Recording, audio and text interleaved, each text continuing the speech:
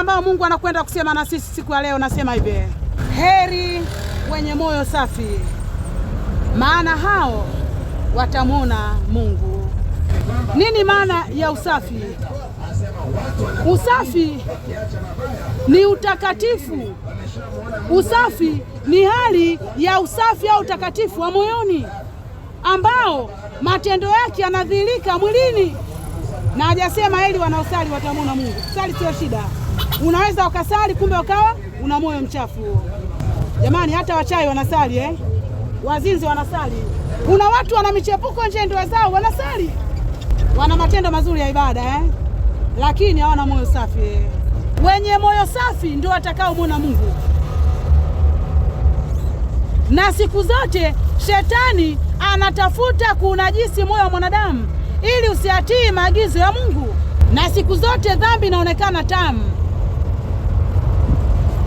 Shetani ametengeneza mazingira fulani hivi ili dhambi ionekane tamu.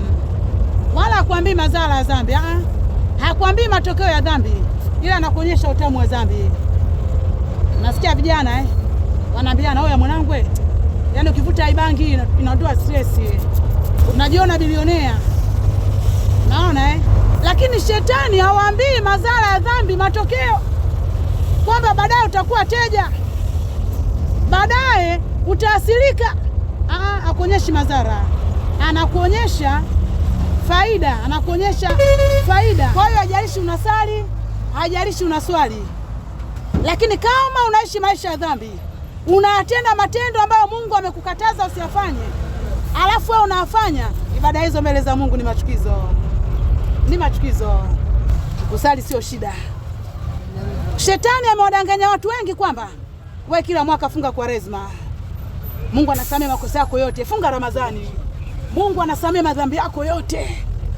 Na siku ukifa, kwa sababu ulikuwa unafunga Kwaresma au Ramadhani, roho yako inaenda peponi. Naona shetani ni muongo sana. Na kuna watu kweli ni waaminifu kufunga. Kila mwaka anafunga Kwaresma, anafunga Ramadhani. Ila uzinzi achi, uchawi achi, ulevi achi, michepuko nje ndoa achi. Maisha ya toba sio mpaka Kwaresma. Maisha ya toba sio mpaka Ramadhani. Mungu anataka maisha ya toba yawe mfumo wa maisha wa mwanadamu siku zote, kuanzia mwezi wa kwanza mpaka wa 12.